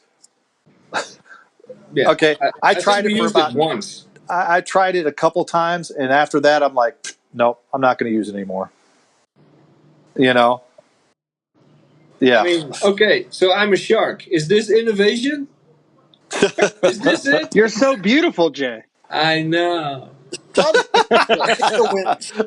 Your video's mirrored now, Jay. I've never Yeah. noticed that before. No, it's mirrored now because he had to do that for the emoji. I never noticed it did that. Interesting. Yeah, so this is What? why you pay $1,000 for a phone now? Yes. Yeah. It's stupid. Or you go back from something that worked like Touch ID to Face ID, which, to be honest with you, I'd rather have Touch ID. Let's not It's, get into this again. something Well, I mean, else. just saying, this is just the innovation stuff that's not really innovation. It's Well, they're trying to improve on things that don't need improving. Like another repair program that came out on the 21st is for the 2016 13-inch MacBook Pros, where after opening and closing the display for enough times, the cable literally wears out. The traces sever and it completely destroys itself. Why do you have to redesign a display cable? Why? There's no reason to do it. What's that old saying? If it ain't broke, don't fix it. Right. And, I don't think Apple knows that saying. I No, know they that don't. certain products or components of products have to evolve to match new designs and all that, but you're not putting a cable that goes like this hundreds of times, probably thousands of times in its life. You don't make it the thinnest possible flex cable you can. And you don't make it the freaking shortest. Yeah. And the same goes for I think it was 2009 until 2016. MacBook Pros 13-inch have a bad hard drive cable. How do you mess up a hard drive They cable? definitely How? do. So I forgot how Well, we got to Lando's hair innovation, basically says in one word, thin. That's Apple's mantra, I think, in the last probably 10 years is thinner. Make it an inch thick and make it with all the ports, and I will buy it. Yeah. Me too. And the same goes for the phone. And now the industry standard is to have a freaking notch on your phone. Yeah. Apple is going to keep doing it, and other brands have adopted it too. And now we're going to have notched phones for the next decade until Yeah. someone The wakes notch up and says, disease. "Hey, we can just." Well, look at some of the Samsung phones. They're getting rid of the microphone or the headphone jack, just like Apple now. It's retarded, man. It is. I mean, I'm using these headphones right here are the older headphone jack ones. I don't like using the US or the Lightning connector ones. No, I cannot use my headphones right now because I'm charging. Yeah, and And I'm I charging refuse my to buy a iPad. dongle. Yeah, That's the whole reason I have to do this on my MacBook Pro from my office, because my iPhone 8 would drain, and I would have to use a cockamamie scheme to put the wireless charger on there and use the You wired had some really headphones. fancy duct tape setup there. yeah. You had a pretty good jerry rigged setup there, man. Patent pending. Ooh, innovation. And something else that actually ties back into our second topic: how useful can an old Mac be if it cannot do Yeah, well, Facebook? I was going to say let Grudy talk about this since he's the one that's played with it. Yeah, Oh, that's sorry. why I started this off, because I know he's not I paying got attention. So a little distracted. What's up? the browser to go to for older machines, G4, G5, is 10.4 Yeah. Fox. 10.4 Fox, yep. Something has changed in that browser. Yes. My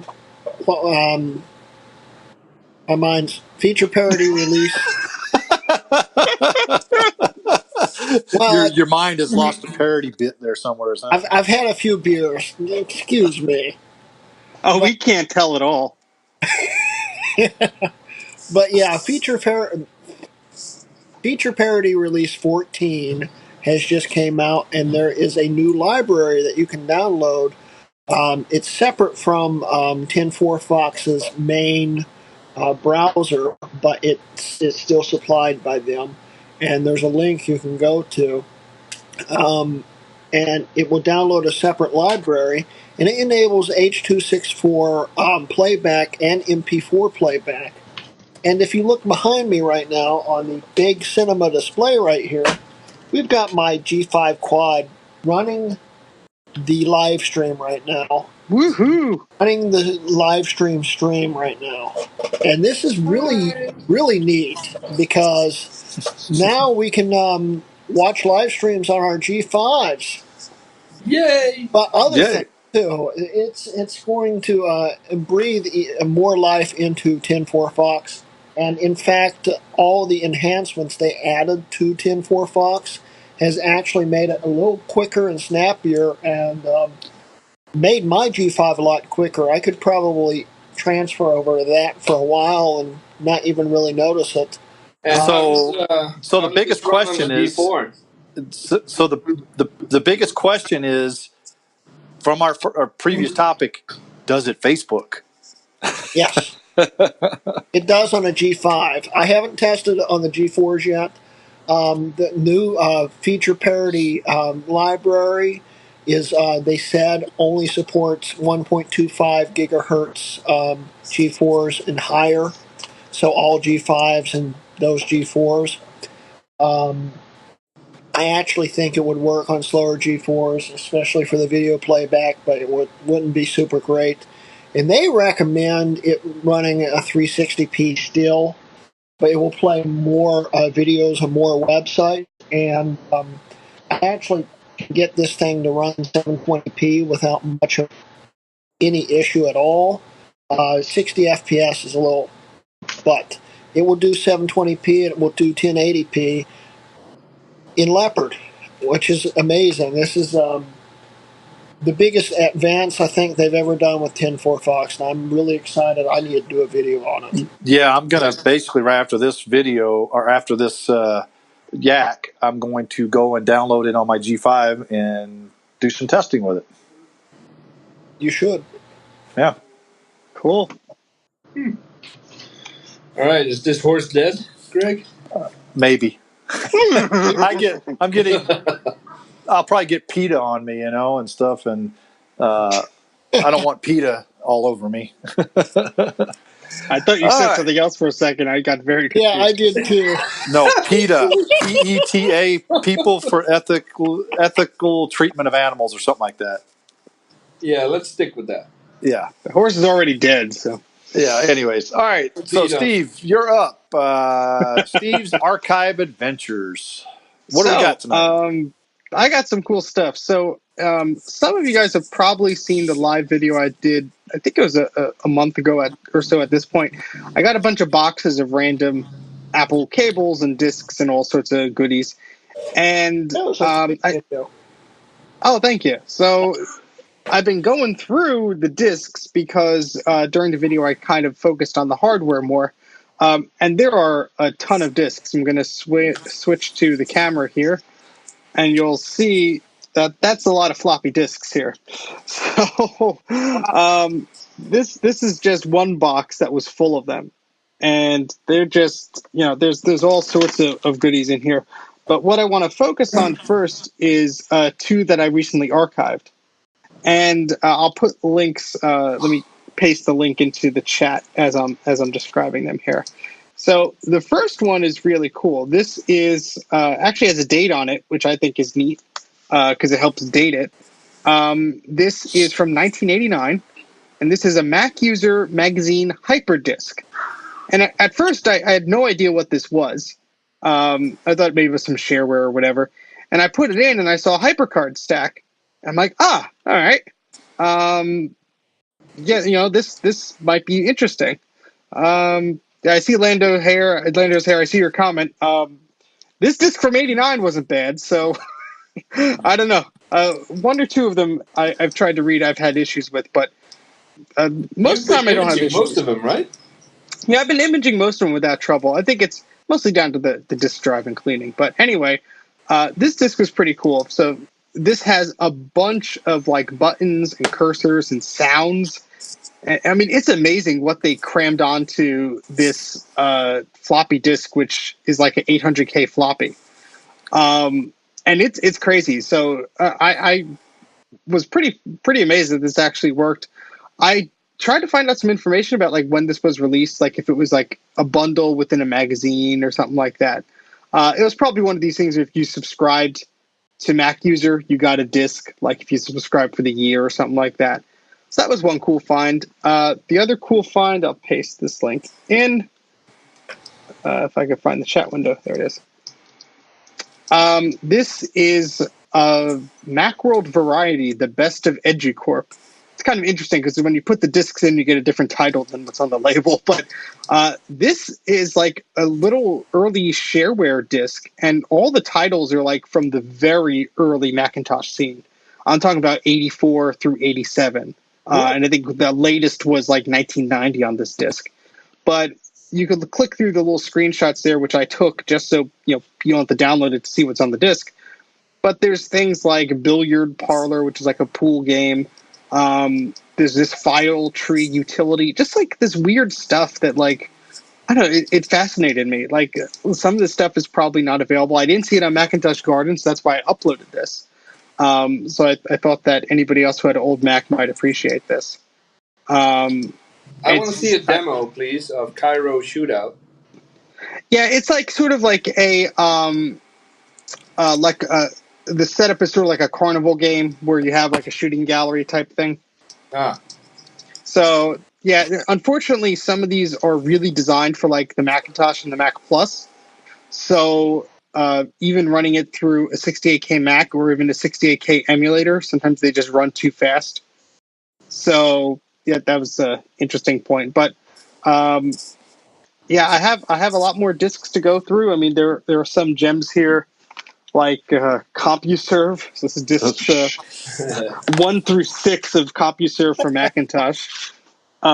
We have a pair of QuickCam driver floppy disks. So if you have an old serial black and white QuickCam, some interesting software like Mac Draft, which I did see was on Macintosh Garden.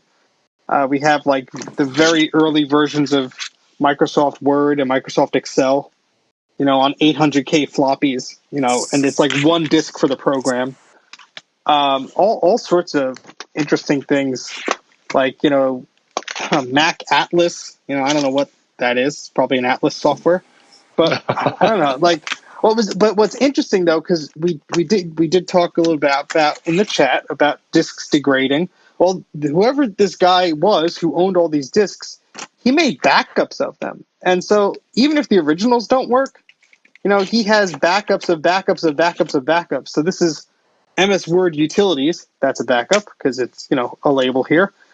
And then we have like this paste ease 1 and 2 backup. So even if the originals are toast on here, at least I have some backups to rely on. So like I said, I know you're doing the ultimate backup, which is imaging them and uploading. Yeah, that's the trick. I've some of my Mac's floppy drives just aren't happy anymore. So I've actually been using the Mac clone, the Power Center Pro 180, to image them because that floppy drive seems to be working great. So I cleaned it out and everything, and it seems to be handling these disks like a champ. So I'll keep going through them and keep posting what I find. Probably make a blog post on Patreon or something. Cool. But, all right, I'll stop yakking. Rudy, can you rejoin the call? Because on the stream you're gone. Yeah, I see him. I see him too here on the stream, iPad, but on the stream. But I don't want to stop the stream because we've had issues. Oh. Yeah, there he is. Well, he was there for a second. Now we can talk smack about him. You made him disappear. No, he'll see it on the stream then. There he is. He's back. All right. So we know if somebody dies out of the stream, they have to come in back out. So it's a little easier that way. Because last time we tried that with me starting it up, it didn't work so well. New. Wait, there's no audio. Oh, I was going to say, no audio. If anybody needs a Turbo Mouse custom control panel disc, there's like 10 of them in this box. I think I'm good. It'll go your way then, Grudy. I think I'm good too. What we got next? The what were they smoking? Let me pull up the link here. This is a good one. Oh, yeah. Let me copy the link here. All right, so let me get hold on. I got to change over to the what were they smoking, so we see the little smoke stream come above Steve there. If it's there, I don't know if it's still there or not. But anyways. No, I didn't put the smoke in this time. Oh, you didn't put it in? Hey, come on, Jay. That's the fun part. If anybody goes to this link here, this is an eBay listing that I found today where this guy has a 2017 13-inch Apple MacBook Air i5, okay, the lowest one you could get, 1.8 gigahertz. Woo, that's fast. 8 gigabytes of RAM, which is actually the minimum amount that they put in them now. 512 gigabyte SSD, which is minimum. No, actually, it's a 128 is minimum, so that's actually a little bit better. And it has Apple Care to 2020 still. Ooh. So basically another 6 months of Apple Care. Ooh. So, and it says fast. I'm sorry, but an Apple MacBook Air is not fast. I owned 2 of them, and they are not fast. Okay, sorry. If you own one, sorry, but they just are not that. They're good for browsing the internet, and that's about it. We'll get to that after we talk about I this a have bit. offended a great deal of people with my opinions on the MacBook Air, so I will keep them to myself. Well, I've owned 2 of them, so I can actually talk about it because I have actually. What years did you own? I owned the 2010 and the 2015. Oh, okay. Yeah, I mean, I just picked up the exact model that you're talking about. I'll discuss after we talk about the pricing. So I only had the 2015 for about a year before I got my MacBook Pro, and I won't go back to the MacBook Air. It's actually not even thinner than a MacBook Pro, believe it or not. The MacBook Pro is just as thin as. I don't even know why they call it the Air anymore. They should just call it the piece of junk. Yeah, but Mike, I think Steve is getting offended at that. Hey, I didn't pay $15,000 for it. So I'm good. But anyways, this guy wants $15,000. Now, to be fair, I thought it might have been a mistake. However, he has one other MacBook Pro on there. It's a MacBook Pro 20. I think it's a 2012 on there. But he wants $1,600 for it. So he's still smoking some serious whatever. I think this is a case of somebody forgot to put the decimal point somewhere. Well, I don't know, because the only other one he has listed in his store, he wants $1,600 for a 2012 MacBook Pro.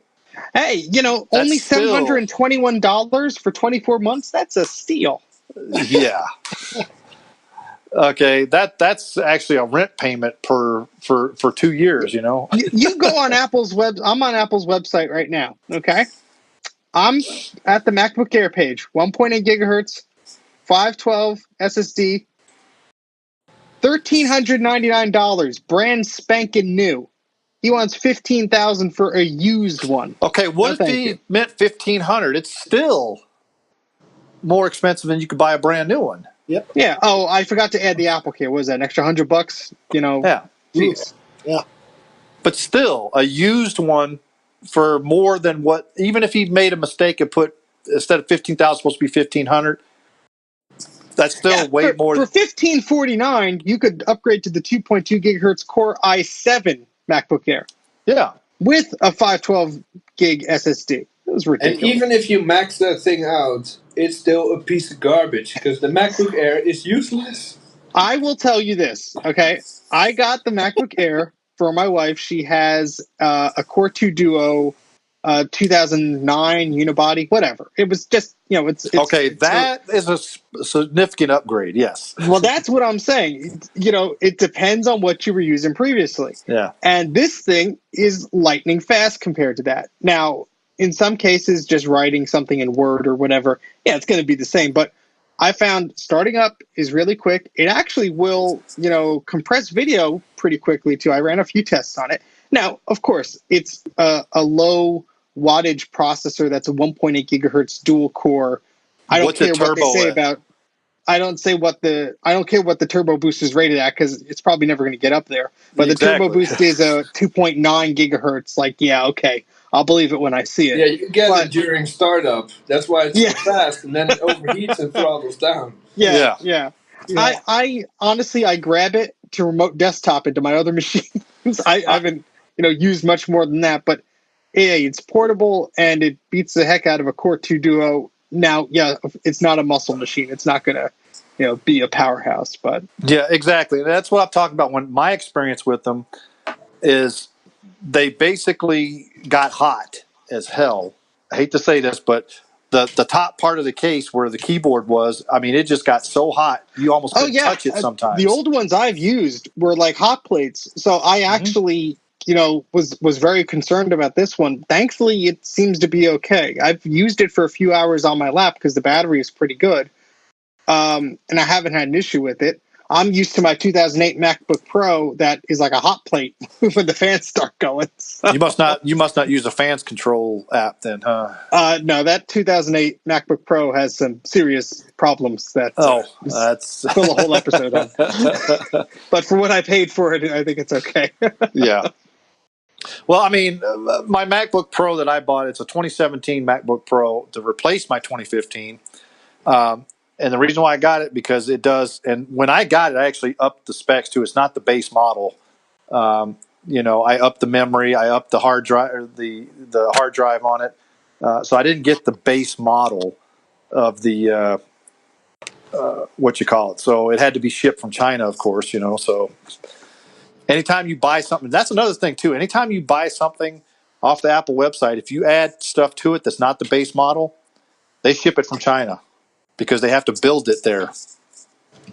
It's interesting because that happened to me in 2006 when I ordered the first Intel Mac. But when I got my 2011, I guess since it was all pack-in stuff, but I got this thing customized. This had the highest CPU, the highest graphics card, and shipped from an Apple store in the United States. So maybe it's just You wherever got they have lucky. supply. I was going to say, you probably got lucky that they actually had that specific version that you wanted, configuration. Yeah, because I even selected the trackpad and the mouse, like all the bells and whistles for this thing. The remote control, they probably just slipped the box open, shoved things in, and closed it. Well, try to go to an Apple store and buy something like that that's in a configuration that you want. Yeah. They're going to be like, nope, go to the website. Yeah. I'm serious, because I've tried that before, and they're like, no, we don't have that. All we have is the base model stuff. Yeah, I mean, going back to the Air, I think it's if you buy that thinking that it's going to be like your one and only powerhouse of a computer, you're smoking something. But for daily tasks and nothing, you're not throwing anything at it. I could see using it for a period of time. I don't know if it would. I haven't used it enough to see how bad it can be under load, but it's definitely not worth $15,000. I think we could all agree on that. Well, here's the thing too. That's the last one, MacBook Air. This one right here, the 2017 with the decent keyboard, because the 2018s came out with, guess what? The butterfly keyboard and the same. Yeah, the 2017 problems. just has the caterpillars in it. Yeah. Yeah. Well, because also, I mean, if you look at it, you can tell the difference, but too, also between 2017 and 2018 is the bezel around the screen. Yeah. Because if you look at the 2018 model, they almost look like the MacBook Pros. You can't even hardly tell the difference now. I mean, they're so almost the same. There's no reason to keep the MacBook. Exactly, I agree with Air you. Around. No reason. But they're I think the only reason they're still selling the Airs now that it's just going to keep piling on. Well, even the base model MacBook Pro cost about the same as the MacBook Air. There's not much price difference anymore. I mean, if there was a big price difference, let's say the MacBook Air sold for $800. The top of the line MacBook Air sold for $800. I could see that as a good seller and as a good way to get people into Macs for cheap. But when you have a MacBook Pro line and then the MacBook Air or MacBook line, and there's maybe $100 to $200 difference between them, that doesn't make any sense. No. Yeah, they should have the current Air that they're selling for $999. That should be like a $699 model or something like that. I agree with you. That should be. And honestly, for $699, that's not a bad machine for what you're paying for a Mac. And I agree with you. That's what I'm getting at, is the price versus power is just not there right now. Yeah. It's overpriced for what it can do.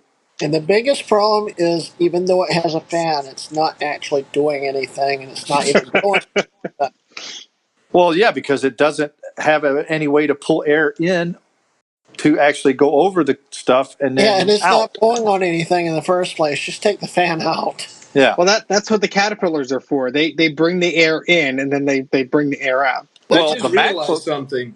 You know how I keep saying that Apple hasn't actively axed something out of a lineup in a long time? I think it's not, possibly because they're afraid to do it. Steve wasn't afraid. He just no. He came. Remember when he came back, he axed a whole lot of stuff. I think they realized what, to me, the sad truth is that they can keep the trash can in the lineup for 7 years. People still buy it, yeah. People still buy it at full price. They can leave the MacBook Air in the lineup at full price, even though it's useless, and people still buy it. Fools. Yeah. So that's a very sad realization right there. I'm gonna go have a drink after this. But I mean, that's actually a pretty good discussion right here on this particular model. I mean, it should be a low end. Let's talk about another product, the Mac Mini. I Oh, think not it's this. overpriced for an entry level Mac. Of course it is. It should be a lot lower price for what you get with it. I'm sorry, but if you can buy an iMac that has almost the same stuff with a screen as an iMac Mini, why buy an iMac Mini then? Unless you're building up bring back the Mini to $499. Bring back a laptop for $699. Then we'll talk. Exactly, and that I can see something like the MacBook Air still being in the lineup if it was priced down lower. We could all dream. But the problem is that you're going to have people buying up these things. But see, that gets them into it. That's the problem. Apple has to get people into the Mac OS system to know that. Because I'm going to tell you something. When I was a Windows user forever, when I bought my first Mac and I tried OS X, I was blown away. I was like, why have I been using Windows all this time? Well, yeah. I think the problem is Apple's now a premium brand. They're selling watches and all these things. They're a luxury brand. They could care less about the $499 cheapo Mac Mini that Steve Jobs unveiled and was so proud of the price point. Unfortunately, I don't see them going to offer anything below the $600, $700 range. Well, that's because you're paying the Johnny Ives tax. And the design is what you're paying for. Yeah. We'll see. Time to dance, Jay. Yeah, you gotta dance now. I ain't got to do nothing. Although I hear Steve has some wicked moves. Oh yeah, this is called the floppy dance disc. You just take some floppy dance discs and you start dancing and throwing them up in the air, and I don't know what the hell I'm doing. Well, I'm glad I was able to divert attention away from me so you could make an ass out of yourself. Hey, look, SmartCom modem disc and the fax disc. Fax? Yeah. Yeah, there you go for the Macintosh. There you go. Ooh, fancy. So, have we actually discussed what they were smoking? Yes, we did actually. That the $15,000 for an iMac or for a MacBook Air is ridiculous. Now, I think they were smoking some crystal. What were they smoking? I'm thinking that they were smoking some crystal meth there. That was some serious bad stuff. I think they were inhaling the circulated air from the MacBook Air. I think there might be some Tide Pods involved. No. They were chewing on that for a while. It's too bad that we can't message these people. Oh, you can. No, but I mean publicly, like a comment on the sale. Where you can I would love that. Commenting. I can't tell you how many times I message someone on Letgo or Facebook Marketplace and be like, "You realize this is like not a good price for this," and they go, "Oh, I don't care," or they just ignore you. We still have another one. Well, when you sit there and when it sits there on, let go or whatever for weeks and months, then you're sitting there like, told you so. Nobody's going to buy it. Yeah. We have another one where they smoking. Do we want to cover that now, or? I can't see. For some reason, all my chat went to like dark mode. Dark mode. Dark mode? It's a feature, not a bug. Yeah, right. All right, I'll do it. Oh, yeah, this is right up your alley, Jay. So here we have an excerpt. Which the link didn't copy over. Wait, here we have an excerpt. No, we don't. There we go. There we go. Yeah, we have an excerpt. The link is not working for me at all. Yeah, I can't click on it. I pasted one in and it worked fine. All right. Yeah, it worked. For those that are lucky enough to click the right link, there's an excerpt. Yeah. It's a G4, the very, very, very first generation G4 with a tray loading optical drive. Yep. Dual processor, 1 gigahertz, 1 gig of memory. Basic stuff. $1,300. This guy, I'd love how they don't even say it's G4 or G5. They have no idea what it is. They put the EMC number in there, and then the description is blank. Yeah. This is about $1,325 too much. Yeah. It's ridiculous. I mean, yeah, they have pictures in the description, but it's I don't know. It's ridiculous. This actually looks a lot like mine, except this one's in France. Maybe they're rare in France. Maybe people need them in France. Wait, $1,330? What? Yeah. Oh, I had to click the read more on the description thing. Never mind. That's a G4 though, isn't it? Yeah, it's a G4 tray load. The very first. Did you see this? Without screen, without keyboard, without mouse, an unknown password. Oh yeah, you're not getting into that thing. Oh my god! And it's only got 10.2 on it. Oh, nice Jaguar server. Yeah. I mean, I'll give it this. It's very clean inside. Yeah, for that price, it better be. Yeah, no kidding. Ooh, unlimited clients. Ooh, you're only going to be able to find one client, and that's you. I never figure out though. Was there ever a limited client one? Because I swore that all of them were unlimited client keys. There used to be a 10 client. I think there were 10-seaters and 25 as well, but I might be wrong. I think they stopped around Leopard, I think. Let's check. Because I know Snow Leopard was unlimited. I think. I think when they killed the Xserve, they said it was unlimited. No, they did that long time before they killed the Xserve. What do you guys think in the chat? Is this a good deal? Yeah, Leopard still had 10 client versions. 10.4 had 10 clients.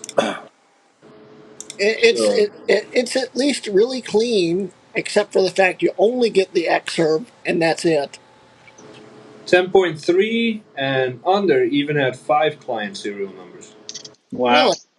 That'd be a really useless server there. Yeah, pretty much. But, well, since this one is based in France, which I didn't know, I'm going to go with some good old Amsterdam weed for this guy. Okay, well, the one that was just shared in there by David, I think. Who was it that shared that? Yeah, David. I don't know, because I don't know anything about studio stuff. I mean, there's a lot of other stuff besides the computer. Well, I mean, some of the music equipment's probably worth something, but I can say that the mixing board might be worth a few $100s, but other than that, it's way overpriced. Well, it's a digital. They see the Apple logo. It's a digital music board. I think it's more than $100 there. Look at the second picture. A few hundred, not 100. Yeah, that's probably a $400, $500 worth $500. I don't know. Yeah. I don't know much about mixing boards. I'd say the keyboard's not really worth anything. Of course. Now the G5 right there is not worth anything. No, that's But it can do YouTube. It'll do YouTube now. Yeah. that new monitor is exactly like that, plus a free Mac Pro for $50 a few months ago. I just looked up that mixing board. It's selling for about $1,400. Oh, okay. Well, still, I don't see $2,500.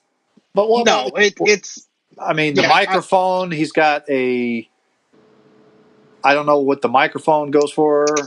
He's got a keyboard there. I'd say that's $2,000 would be pushing it at that point. Yeah. And you got to have someone haul that desk away. Yeah. No, I mean, there's not a lot of the smoking going on in that. That's probably kind of there, but it's I think you'd have to be a person that wanted that exact setup, and I don't know why you would. Yeah. With that exact desk. I mean, the question is, will he take a best offer? So Yeah, $25. no, I wouldn't say that, but I didn't he say probably $25 for the tower and the display. he would probably say, "What were you smoking?"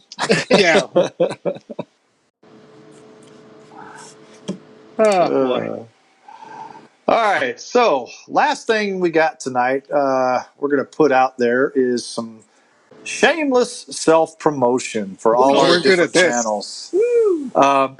Myself personally, the only thing I have that I want to put out there selflessly promote is my Twitch channel, which if you guys want to watch me race sometimes, it's I'm going to post it in the link down here.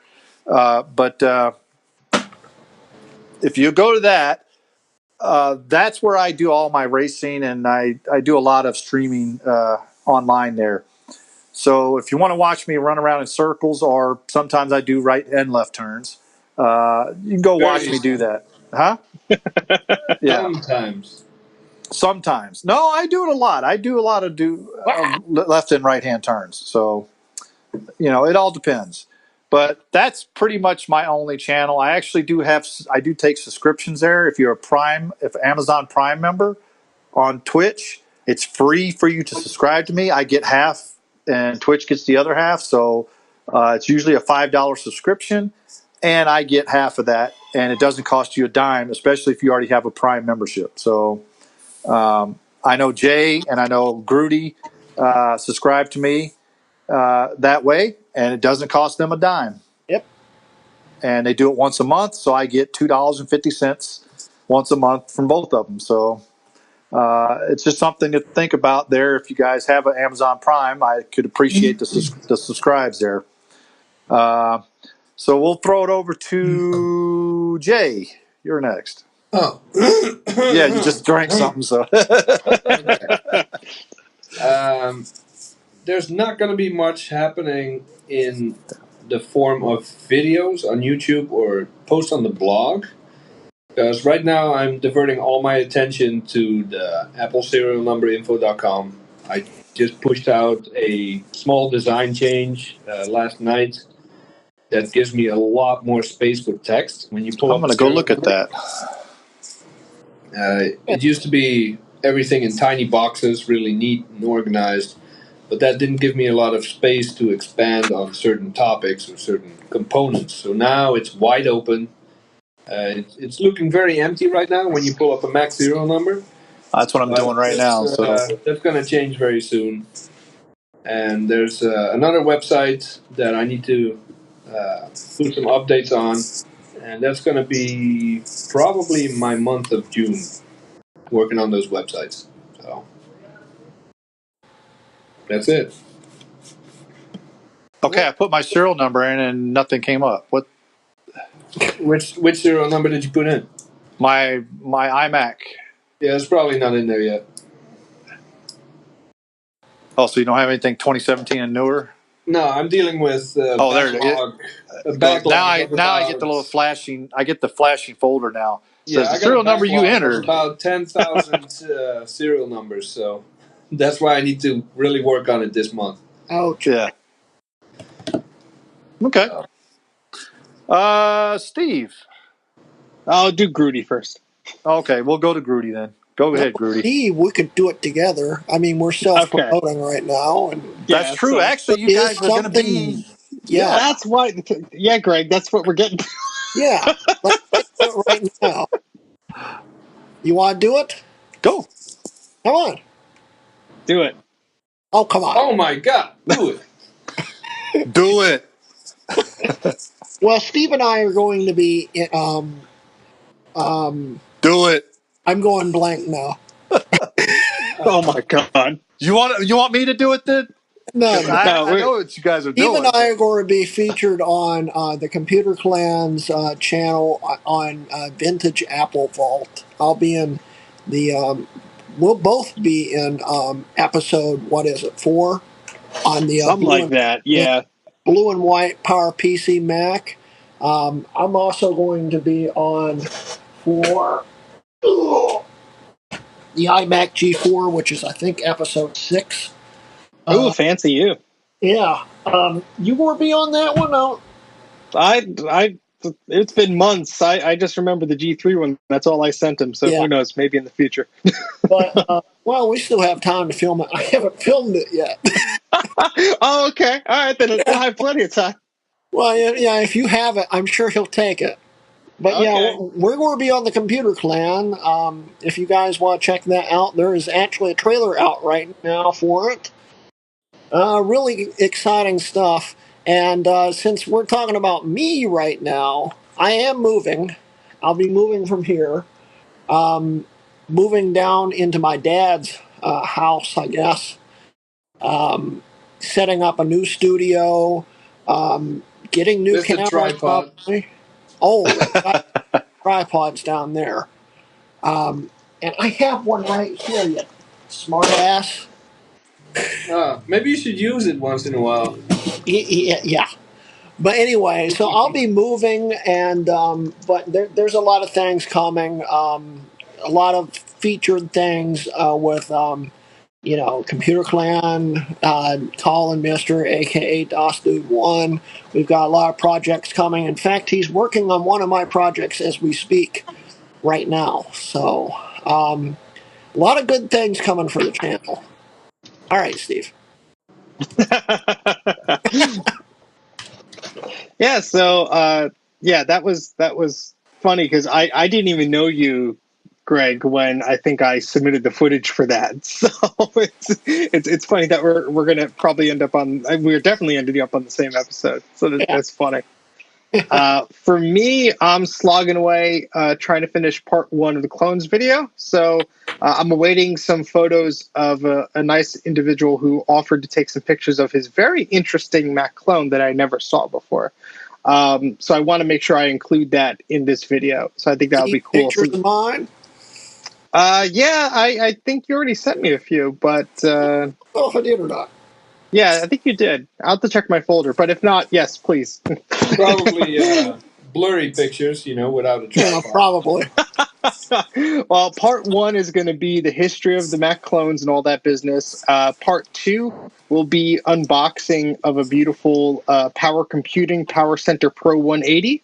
Nice. And part 3 will be a comparison of Mac clones versus actual Macintoshes. So I have my work cut out for me, but this is something I've been working on for over a year now.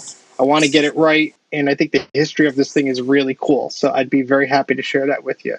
That's about it. So you can check out on my Patreon. I just did a blog post about some of that stuff, and exciting to get that out. Sweet. And don't forget, Jay's got a Patreon, Steve's got a Patreon, I've got a Patreon, Rocky's got a Patreon, Mike's got a Patreon. Yeah. I'm the only one that doesn't. I have Twitch subscription. Yeah. So let me sign up as a Patreon in Greg's name, and you can send money to him. But I need to sign up on yours as a patron. I'm a patron for everybody except for Mike and Steve right now. So yeah, I need to. Yeah. Everyone but I think Rock and Mike. No, I did Rocky finally. I finally get, but he hasn't put any content out, so I might have to rethink that one. Yeah, I'm going to rethink that as well. So Rocky, if you're watching, sorry, bud. I think that about wraps it up for tonight. Look at the time. I know. We actually dragged this out for 2 hours, believe it or not. Didn't surprise me. Nothing. Huh? We had nothing. Doesn't surprise me. Yeah, we did. We had nothing. What are you talking about? We scripted this whole thing beforehand. There were hours of training. Sure we did. Yeah. Yeah, I'm seeing 2 pages in the document here. That's it. And it's only actually 1 page that actually could have been fit on. We spread that out. We make do. Yes. So, guys, if you like what you're hearing here, go ahead and like like us and subscribe both on YouTube and Facebook. We do have a Facebook group. Just look for us as Mac Yak. We also have a webpage, mac-yak.com. Go there. There's some good blog articles that I've written, that Jay's written. I don't think anybody else has written anything yet, but there's some good stuff on there. I'm not that big of a writer. In fact, I was supposed to. We know that. You can have Siri write it for you. Wrote for them. Because if Siri doesn't write it for you, then it doesn't get written. Exactly. If you write it through Siri, it's going to be one giant paragraph with no punctuation or anything. Yep. Yeah. So I'll pay to see that. Yeah, go and like and subscribe both on YouTube and Facebook and our webpage. Come join us on Discord. I'm probably not going to be there tonight on Discord. My eyes, like I said, they were saying I was bugging them before, but my eyes are still burning right now. But come and join us on Discord. I'll be there. Also, leave us some comments on Discord of stuff you'd like for us to talk about in the future. We do actually look at that, and we actually do use some of that in future episodes. E.T., you don't need your eyes to use Discord. You can just leave them shut while you're talking on Discord. But I have to look at the screen to do other things, so I can't just talk on here and not look at stuff. So sorry. After the video, I'll put all the description. Check out the description, info, and links. We have all our links to all of our pages that we just talked about. Our shameless self promotions are all in the info. So check that out. Spread the word. Tell your friends about us. Make sure you spread this word. So all the groups you're on in Mac groups, tell them, hey, Mac Yak is awesome. They're cool. You got to go watch them. You know? Yeah, we should be going past me in subs. I mean, come on, guys. Yeah. We only have 150 subs right now. And we love each and every one of you, but we need more. Come on. Yeah, we need more viewers. I mean, looked like tonight we got up to about, I think, the peak was, 18 viewers at one time. So we need more viewers, guys. I mean, we do love the guys that come in here every day. Trust us. Yeah, the more the merrier. The more the merrier. Yeah. Well, the thing is, we're doing this live because we could do this offline and then just upload it. But we want the interaction. The most fun is the interaction with everybody in the live chat. So the more people we can get in there, the more fun we can have. I totally agree with you there. Yep. Because this is a live show, that's the reason why we want guys watching. And anything could happen in a live show. Yeah. So, I could wear a floppy disk as a hat. Oh, no. So, for instance, right now, Lando goes, GT is going to be watching all those YouTube videos on a new 10.4 Fox. Yep, I sure am. Oh, but you need your eyes for that, huh? You can't do Discord? Exactly. Uh-huh. No. How many disks can he stack? But I can't do Discord on my G5, unfortunately. How many disks do you have right now? I don't know. I'll just keep adding them. Looks like 6 is the limit. Subscribe to my Patreon and I'll try and double it. All right, guys. We're getting loopy here. We're getting silly. So we're going to go ahead and say sayonara. And hopefully we'll catch you guys later on and see you next week. Adios. Thanks for hanging out. See you. See ya.